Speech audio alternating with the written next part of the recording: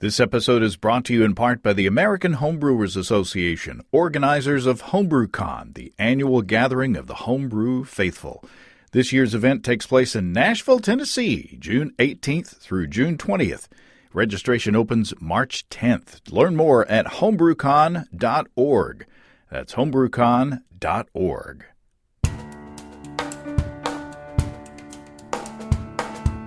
Welcome to Basic Brewing Radio for Thursday, February 13th, 2020. I'm James Spencer. Here at Basic Brewing Radio, we're all about home brewing. This week, homebrewers Adam Amdor and Roy Ventullo share their split batch experiment based on my Count Chocula milk stout. Does the cereal actually make a difference in the flavor of the beer? And what happens when you add sugary cereal into the fermenter? If you go to basicbrewing.com, you can find archives of our audio and video shows. And if you go to basicbrewingshop.com, you can find our DVDs, our brewer's logbooks, and other Basic Brewing gear. You can follow me on Twitter and Instagram at Basic Brewing and find our show page on Facebook as well. We have a cool Basic Brewing app on iTunes and Amazon.com, and we're found all over the place where fine podcasts are served up.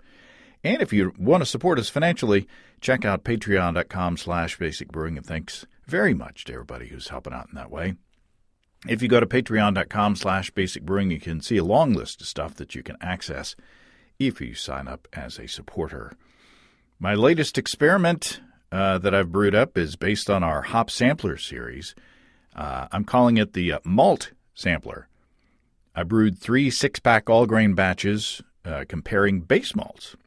Well, Steve and I thought it would be a good next evolution of the sampler concept, if you will. In this first round, I did Golden Promise, Maris Otter, and Briess Pale Malt. My wife Susan and I bottled the experiment this week, and I think it's going to be fun and challenging, and the beers were very tasty. I got a message from our good friend Sean Terrell up at 2 Mile Brewing in Leadville, Colorado. Sean says 2 Mile will officially open for business Saturday, February 29th at 11 a.m. Well, that's great news. I know Sean's been working hard to get his brewery up and running for a long time, and it's excellent that it's becoming a reality. You've heard Sean in this program several times. I've tasted his homebrew, which was delicious, and I hope one day, not too long in the future, to head up to Leadville to check out 2 Mile Brewing in person. I'm going to wait until spring or summer, though, and let it warm up a bit. But you can find Sean Terrell's 2 Mile Brewing at 2milebrewing.com and follow on Twitter at 2 Mile Brewing. And speaking of new breweries are coming your way this month from our friends at Tavour. Tavour is a way to select delicious craft beers you may not be able to find in your area and have them delivered to you. It's not a Beer of the Month club where someone just chooses beers for you. You only pay for the beer that you choose over the course of the month. Signing up for Tavour is free. Just create an account at Tavour.com. That's T-A-V as in Victor, O-U-R.com, and download their iPhone or Android app. You'll receive notifications for 2 new beers each day that are available for purchase with in-depth tasting notes from Philip at Tavour. This month, look for selections from Mountains Walking, Junkyard Brewing Company, New Anthem Beer Project, More Brewing, that's M-O-R-E, More Brewing, Shacksbury Cider, Proclamation Ale Company, and City Barrel Brewery. If you're not interested in the beers that you see every day, don't worry. Just skip the ones that you don't want. However, when you do see something that you do want, and you will, don't wait. Just click on it and add it to your crate. Your beer arrives fresh every few weeks, allowing you enough time to fill a box and pay the least shipping. What a deal. Why don't you check it out? It doesn't cost anything to sign up, and there's no obligation to purchase anything. In fact, if I can ask you a favor, go to Tavour.com, T-A-V as in Victor, O-U-R.com, or download the app, and when you sign up, enter the promo code Basic Brewing, that's all one word, and you'll get $10 off your first shipment of $25 or more. So again, it's free to sign up. There's no obligation to purchase anything. Sign up at Tavour.com or with the Tavour app and enter Basic Brewing as the promo code. Let's take a look into the mailbag. Jared from Oklahoma City writes, I was wondering if you had any handy tips for a brewer who is brewing his first 5-gallon batch. Jared says, I've brewed some smaller batches at 1 gallon, but my wife got me a 5-gallon system this past Christmas. Woohoo! And I'm finally getting around to it this weekend. Any tips or advice on what to expect would be greatly appreciated. Well, thanks, Jared. This is kind of a switch. Usually, larger batch brewers write in asking how to scale down to small batches since, small batch brewing used to be more of an anomaly. But now Jared, he started small and is going to be brewing larger thanks to the generosity of his wife this past Christmas. I think one of the differences that may be fairly obvious is time, of course. Depending on the system that you have, it's going to take a lot longer to bring 6, 7, even 8 gallons of water up to mashing temperature. And then to boil, it's going to take longer than your 1-gallon batches, Jared, of course. Also, on the other side, chilling that wort is going to take more time than you're used to after the boil. You may have to change your hopping strategies if you're used to doing, say, hop stands post-boil, like during chilling of the wort. Those hops may be spending more time in the hot wort as it chills, so you may have to change your recipes. The boil-off rate is probably going to be proportionally less for a larger batch than for a smaller batch. When you're boiling, say a small volume of liquid, a larger percentage gets lost to steam over time, or at least that's my experience. So you'll have to take that into account when scaling recipes up. And also, and maybe this is because, I'm old and feeble, but brewing larger batches puts more of a strain on your body. Unless you've got a system where you use pumps to run your wort and beer from place to place, you'll find yourself lugging around, heavy fermenters and such. But I have a feeling you'll enjoy the benefits of brewing more beer at once. Doing small batches is great for several reasons: experimentation, budget, space. But there's a lot to be said for brewing 2 or 4 or more cases of beer in a single brew day. So congratulations, Jared, on stepping up your volume with your new system. And don't forget small batch brewing as a useful tool when you need it. Like me, I still do plenty of small batch brewing. And you know what I'm going to do, what I'm about to do here right now, if you're looking for a great electric system to step if you're looking for a great electric system to step up your brewing game, predictable, I know. Think of our friends and sponsors at High Gravity in Tulsa. I have a 240-volt brew-in-a-bag Warthog system from High Gravity, and I love it. I have the 62-quart Bayou Classic kettle.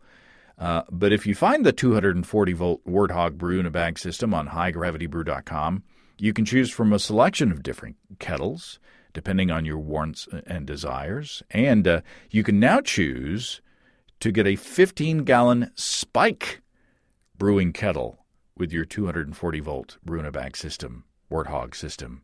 Or you can choose to get a 44-quart Bayou Classic or a 15 or 22-gallon Brew-Built kettle. Of course, pricing is different for each option that you choose, and you can see all the details at highgravitybrew.com. But the point is that you can customize your Warthog system to fit your budget and brewing style. And if you want something more traditional than a brew-in-a-bag system, highgravitybrew.com has 2 and 3 vessel systems from 5 gallons to 2 barrels, and they all take the pain out of propane. If you use the code EBC75BB, that's EBC75BB, you can save $75 off your electric brewing purchase at highgravitybrew.com. You know Desiree and Dave. You've heard them on the show, and you probably met them at HomebrewCon. They're great people. They got great stuff. And check it all out at family-owned and operated highgravitybrew.com. Okay, one of the questions I get about the Monster cereal beers that we've played with on Basic Brewing Video is, does the cereal actually make a difference in the beer? And one of those asking that question was homebrewer Adam Amdor. So he enlisted his brewing buddy Roy Ventullo to help him with an experiment to get an answer to that question. Adam Amdor, welcome to Basic Brewing Radio. Thank you. Nice to be here. Long-time listener, first-time caller. Well, you're number one on the hit line. What's your request? Who have you got with you? Today, go ahead, Roy. Yeah, my name is Roy Ventullo, and I'm a microbiologist, and I got a chance to co-brew this with Adam. So you're partners in crime on this one. Yes, That's right. Well, excellent. I was very excited when you wrote to me telling me that you were doing this, Adam. You first of all you wrote me asking if I had ever done a recreation of this Count Chocula recipe without the Count Chocula to see if it made any difference. Yeah, that's right. This is a beer that I came across kind of going through a few of your videos, and it looked like a fun one to try. And finally had an opportunity to brew it. When I wanted to do it the first time, it was actually about a year ago, and for some reason you just couldn't find a box of cereal of Count Chocula at that time, and so I actually had to wait a year. Once the beer was finished, I don't know if I had like a preconception of what it was going to taste like, but when I did have it, I don't think it was quite as much as I had imagined, and I think in the video that you did, you both had commented that you weren't exactly sure how much the cereal would impart on the flavor,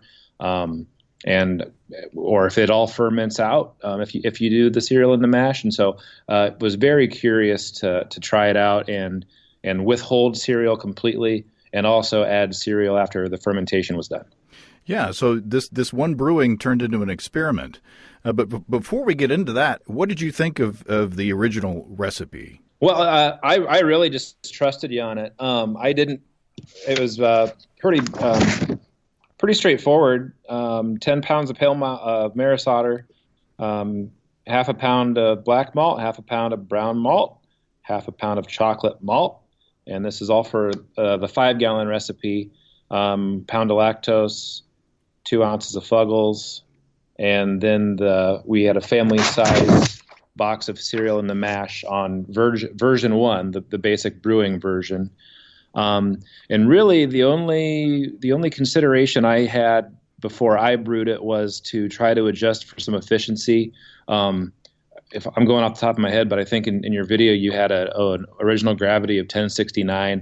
When I put it all in to Beersmith, I was shooting a little high, and it was like a last minute revelation that I was going to come in a little high, but in the end, I decided, you know what, it's supposed to be a fun beer. Don't overthink it. Just do it like it is, and that's what we did. And how'd it turn out? Oh, it's fine. It's great. yeah. Actually, that's kind of how the experiment started. Is I brought it to our local homebrew club meeting and talked them through the process, passed it around, and made that comment about kind of curious to see how the cereal plays a part into the final outcome. And then it was probably about a week or two later that Roy mentioned, "Hey, I got an extra box of cereal if you want to try it again." And he had access to do a 10-gallon batch, and we were able to bang it out in a couple weeks. So, Roy, is Count Chocula on your breakfast list, or did you just happen to buy it for brewing purposes, or what's the story? I've done a Count Chocula porter a couple of years ago, and just enjoyed it. I think I read an article about one of the breweries in Indiana who bought every box of Count Chocula in the entire town, much to the chagrin of all children, I guess. And they did it on a much larger scale. But I thought it would be interesting because it is chocolatey. And so I had done that with a porter before, and the opportunity to try it again with a stout just seemed to make sense. And being a milk stout, with the cereal seems to, to me, It seemed to pair a little well. So what was the experiment? What did you decide to do? For version 2, we did a 10-gallon batch, basically doubling the recipe that you had. But then Roy had a thought. Yeah, if we wanted to be able to split it, there was not an easy way for us to do a double mash. So we did a 10-gallon mash. And the opportunity to add the cereal came later on in, say, the end of primary, beginning of secondary fermentation, because that's really the only way we've separated that out. Mash the same, add the Count Chocula in the secondary, and that way you'd have one without and one with. And we did adjust the recipe a little bit, adding 12 ounces of carafoam to the 10-gallon batch. So if you were still doing the 5 gallons, it'd be about half that if you scale it down to 6 ounces. Yeah, about 3%. So you did a double batch, basically, split it, and did just the recipe, sort of like the original recipe, without the cereal, but with the addition of 6 ounces of carafoam. And then the second half of that, you decided to put the cereal in the fermenter. And how did you do that? Big bag. We used a brew in a bag because it was large enough. I toasted the cereal. I forget, 360. Did we decide to say 266 for 20 minutes? Sort of the same thing I do a little bit with the coconut to get a little bit of toast on. I'm a microbiologist, so I was thinking that temperature might sanitize it some, because I always hate to throw things into the fermenter that hasn't been sterilized.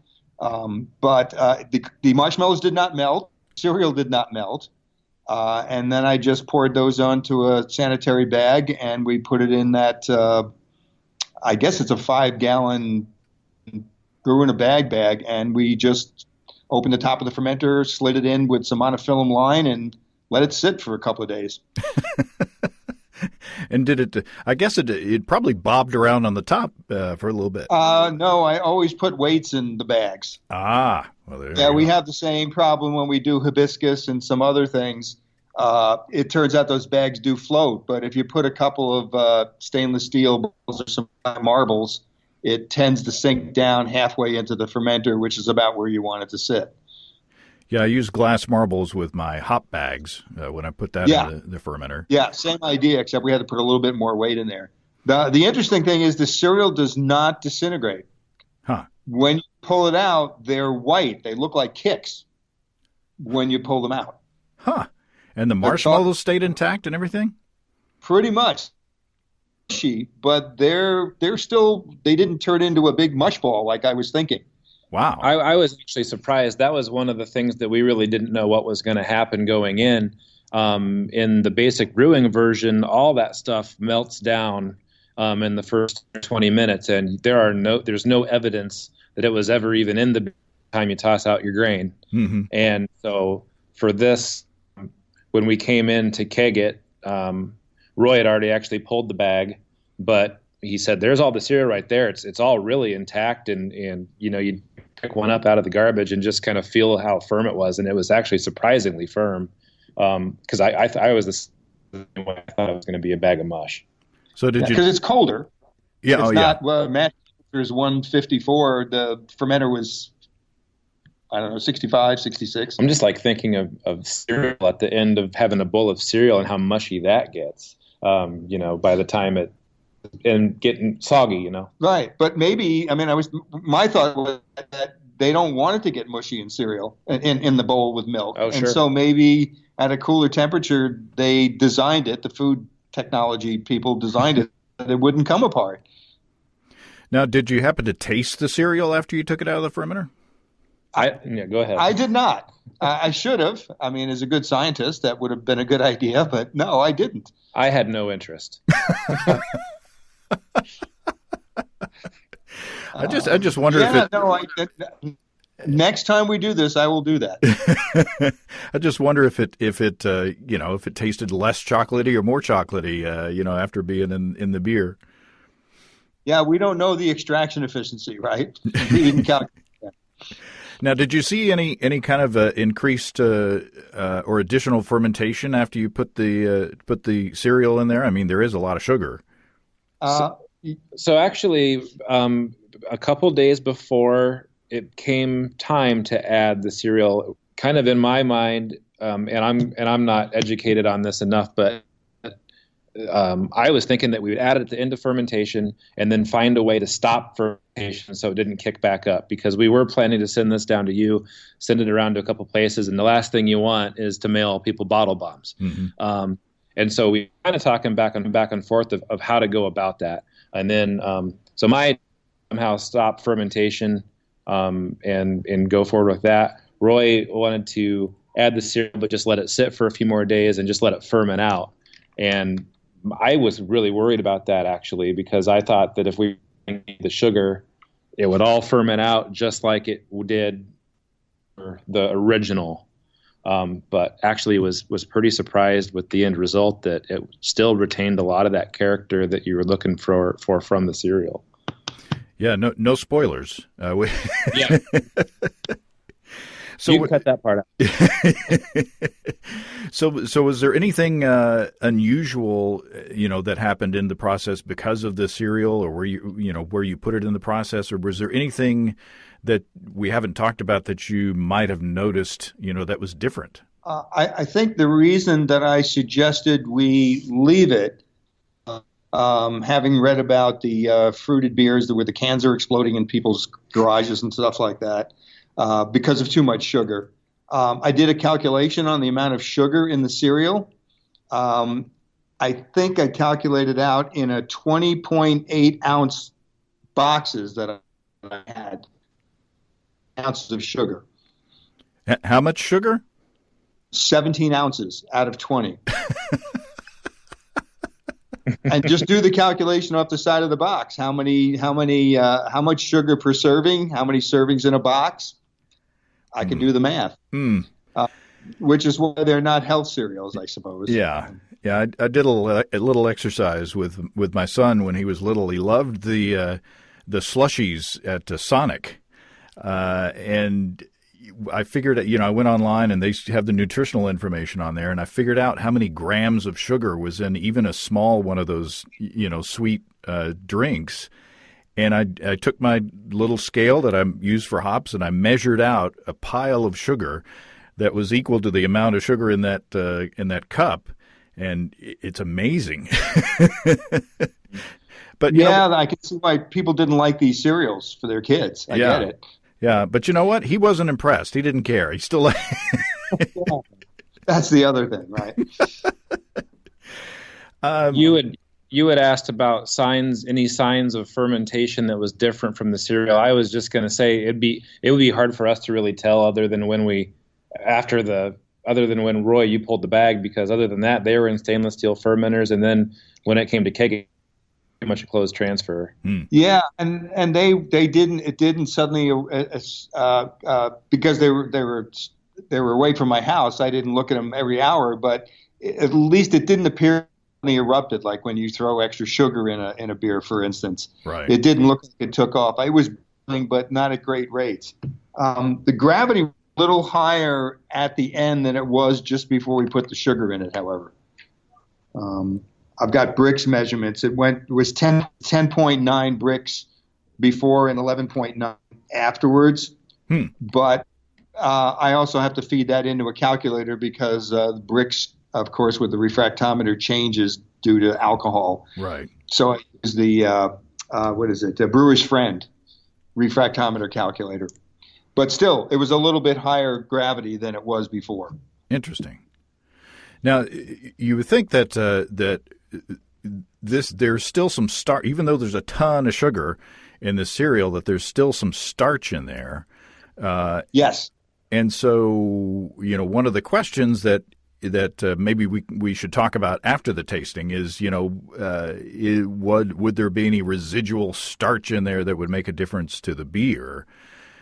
So, that's one of the advantages, I guess, of putting it in the mash, is that anything that can be converted will be converted at that point.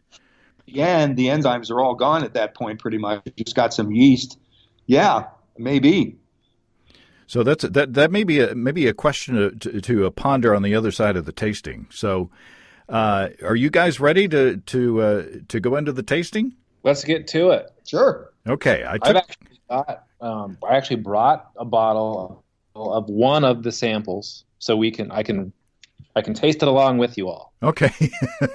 Well, you guys open your sample, and I'll play the recording of Steve and me in the office of Steve's Brew Shop as we sat down, and I took that you Adam sent Post-it notes with the descriptions of which beer was which, and I took those without looking at them, and I put them into an envelope.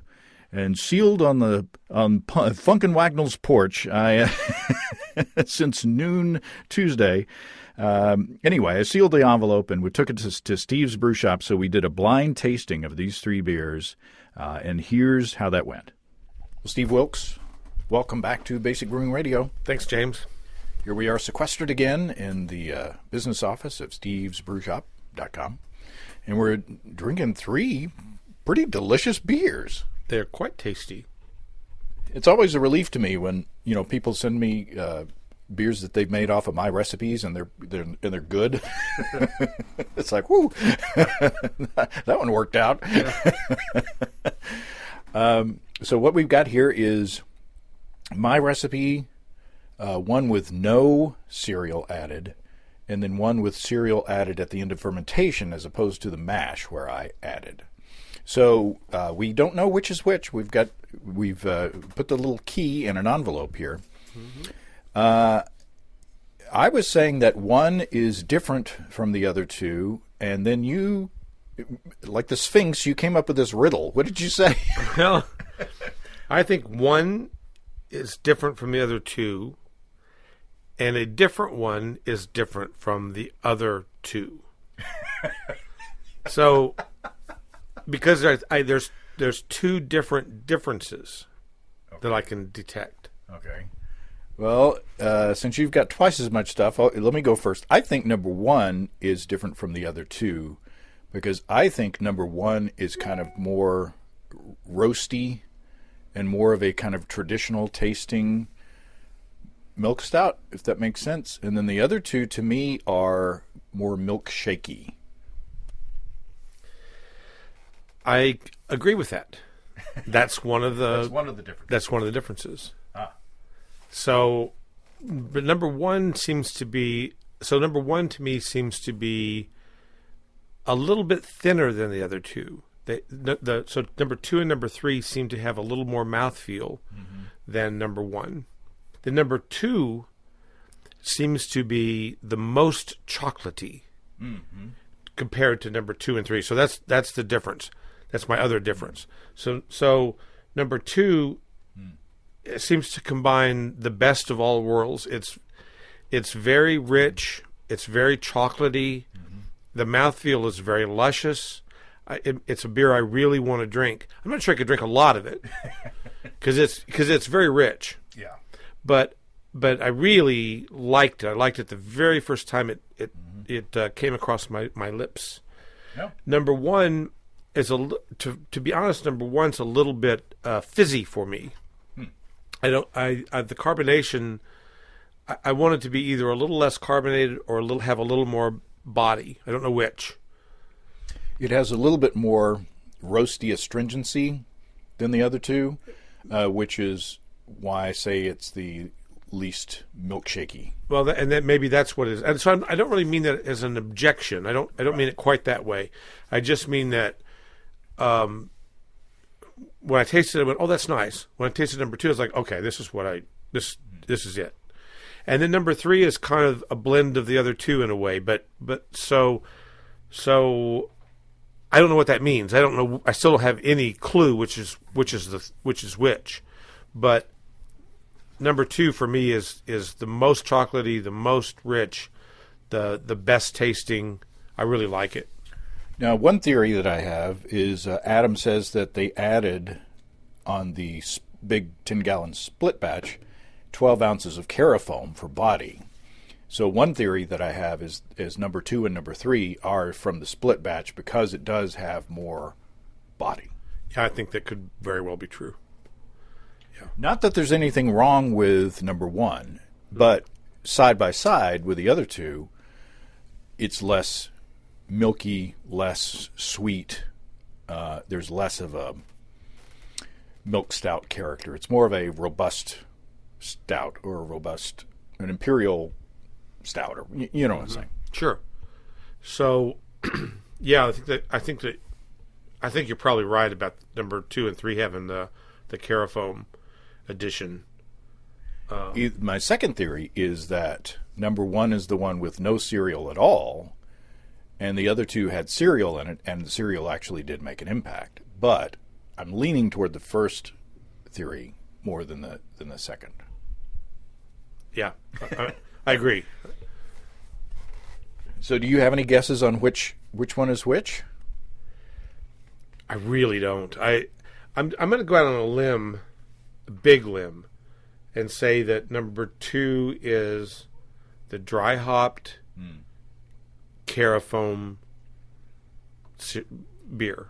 And that's as far as I know to go. There's a lot of chocolate. All three of them are quite chocolatey. Yeah, but maybe because it's that sweetness. You know, the 2 and 3, it's like milk chocolate. It's just like it's like liquid chocolate. They're really good. Yeah. So I've been very happy to have brewed any one of these 3 beers. I don't have a clue. Well, this is very interesting. Okay, I'm going to say because of the increased body and because we know that it's got, more, it's got Carafoam, I'm going to say number 1 is my original recipe. I'm going to say number 2 is the dry cerealed, and number 3 has no cereal in it at all. I agree with that, and the reason I say that is all of a sudden I realize number 1 and number 2 have no head retention at all in my samples. Oh. And number 3 has quite good head retention. And what that says to me, though I could be dead wrong, is that with the cereal added in it, there's bound to be some oils in that cereal of some kind. There's just got to be. Okay. And so number 3 would not have any oils added into the beer at all. Therefore, I can still swirl up a nice head out of that beer. The other 2, it's like there's an oil slick and a dead pelican floating around in there. So, But it's delicious. But it's delicious. Albatross. Yeah, that's right. So I'm going with number 3 doesn't have any cereal in it. Okay. All right. So okay. Do you want to do the... we've got Post-it notes in the envelope here. This has been on Funkin' Wagnall's porch. Yeah, since noon Wednesday. Yeah. Daring Do. How do you know when a daring has been on your lawn? Daring Do. Daring Do. Okay, red. Red is what? No cereal added. We got that right. Gold is dry cereal. Yes. Wait. Gold is dry cereal. Yes. We're right. We're dead on. And then green is cereal in the mash. Basic brewing. Dang. We got it. I'll be dang. Well, I feel vindicated. Yeah. Well, thank goodness we have the notes here about the extra ingredient. I think that Adam improved on my recipe. I do too. Yeah. So the question is, I mean, between 2 and 3, does this, did dry cerealing, did it actually have a flavor impact? Well, I got to go with yes, but I also think that the Carafoam or the dextrin malt had an impact as well. So I think mouthfeel plays a big part in flavor. So the perceived flavor, the mouthfeel has a lot to do with that. It's just more luscious. Now maybe if there's Carafoam in your original recipe, we might have a little bit different take. Don't know. But which do you prefer between 2 and 3? I prefer number 2. I do too. It's more luscious. Mm-hmm. It's more chocolatey. It's like drinking a candy bar. So I think the cereal, especially the dry cereal, did have an impact. Number 1, where the cereal went into the mash, it is a delicious beer, but I'm not sure that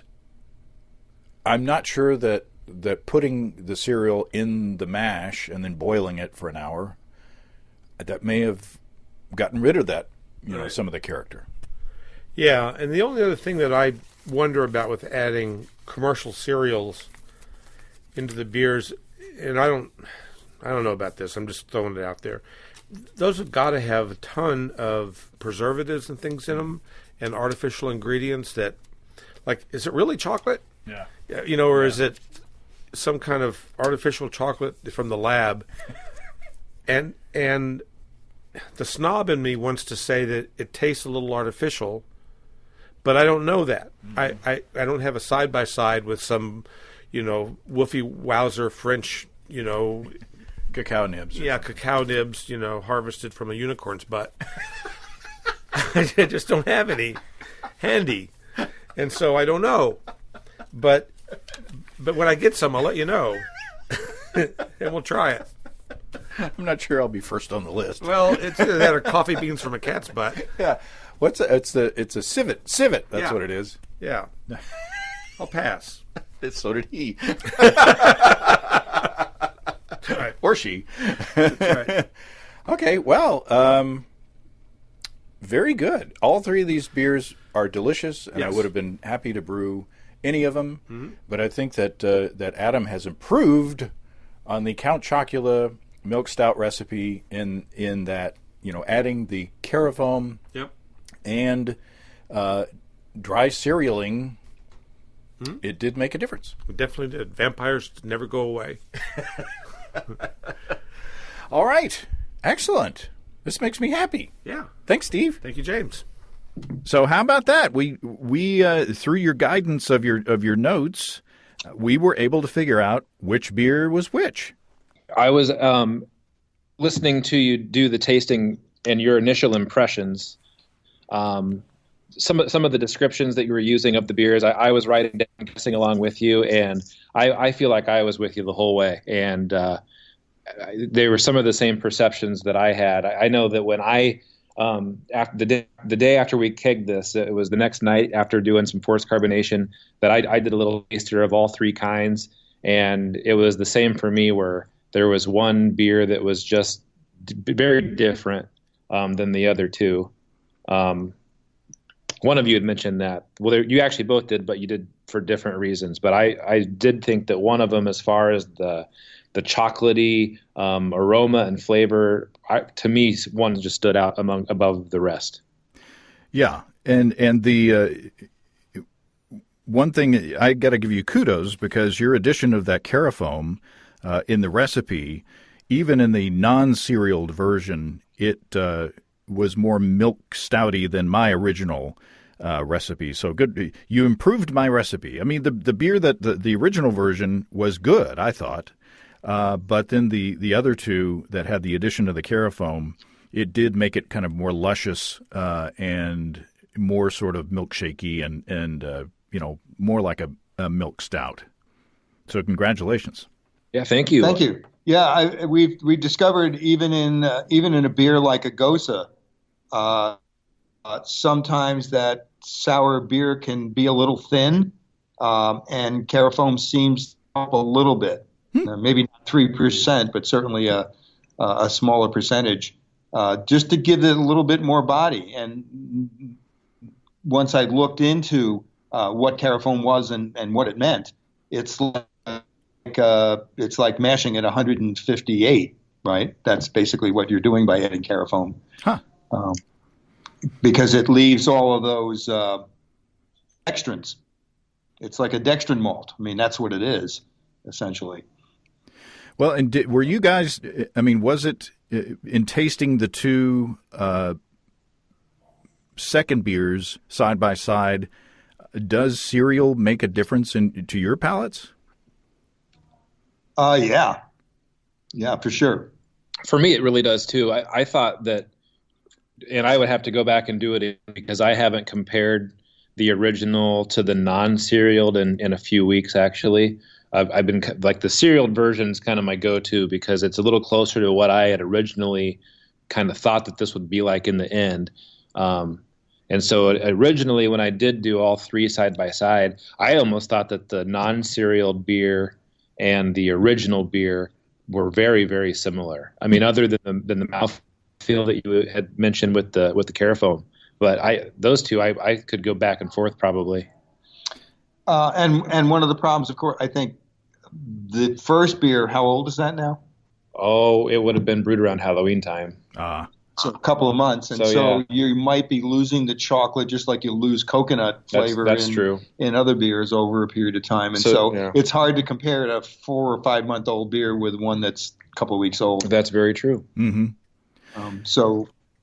But I mean, I have to say I haven't had too much of the cereal beer because I like the other one better. So I still have many more bottles of the non. I like it, but it's just that this one, if I come home and go, that's the one I'm going to have. Yeah.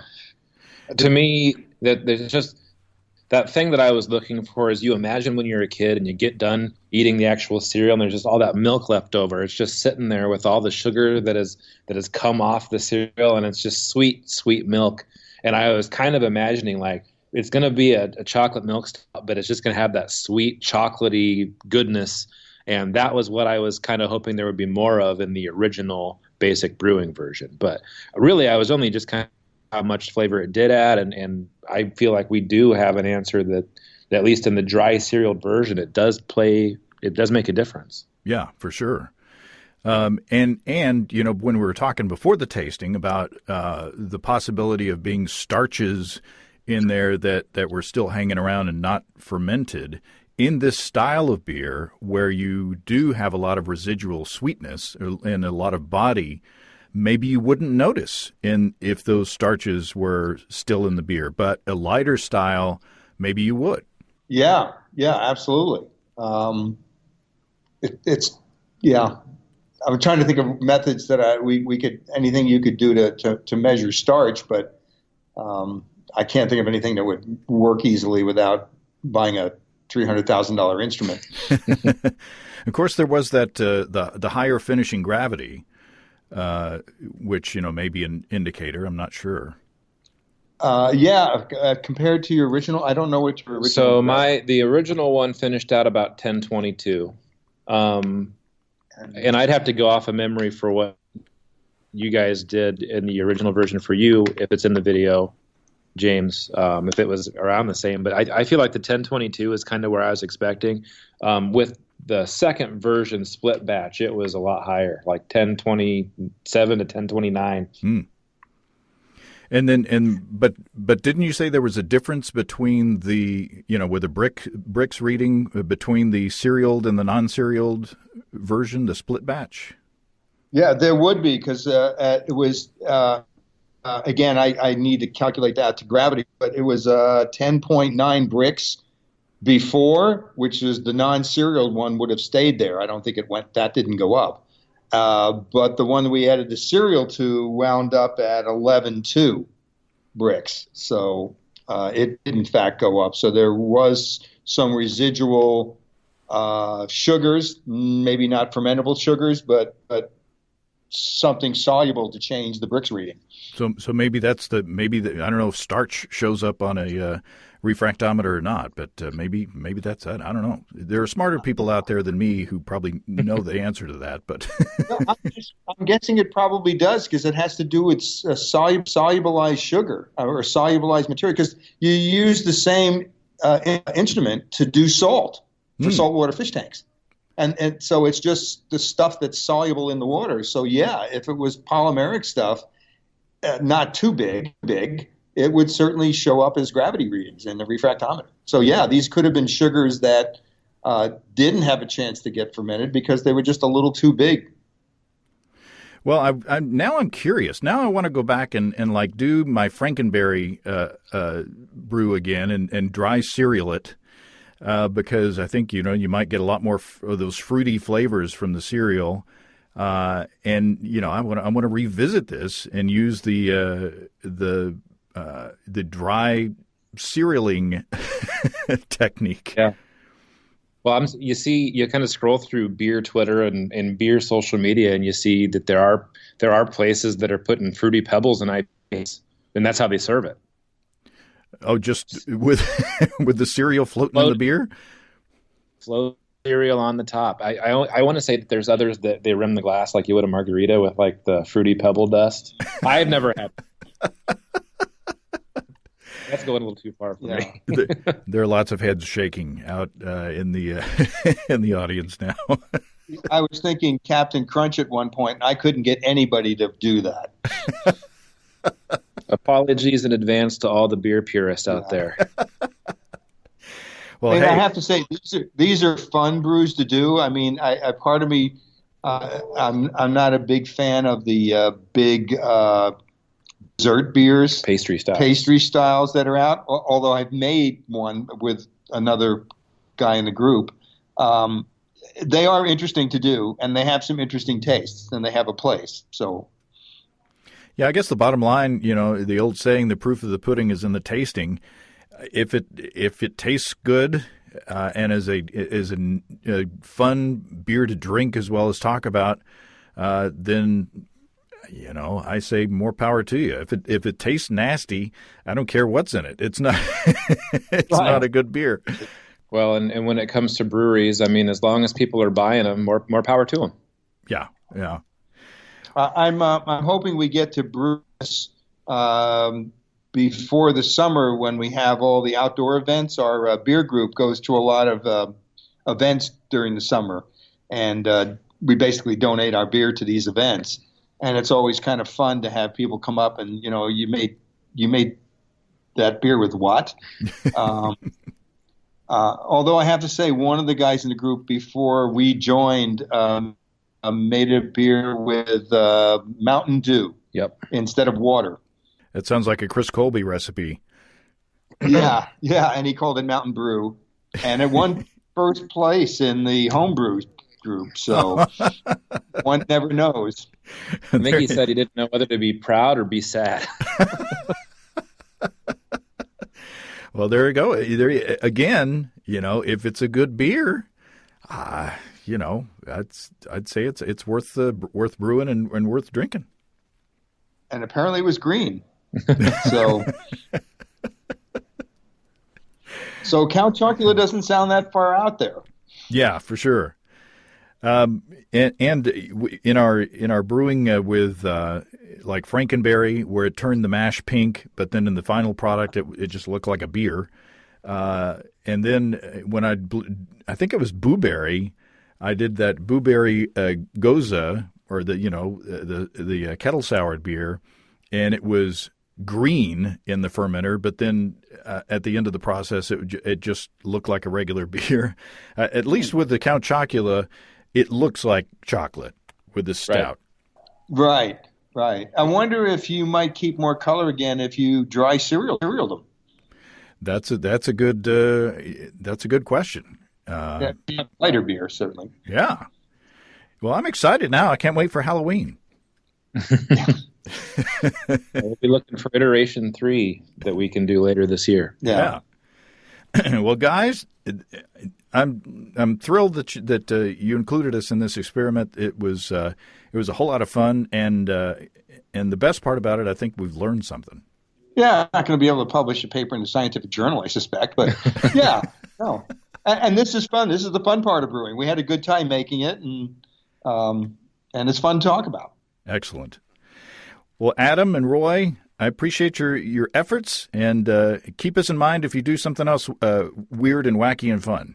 Okay. Sounds great. Thanks a lot for having us. Thanks, guys.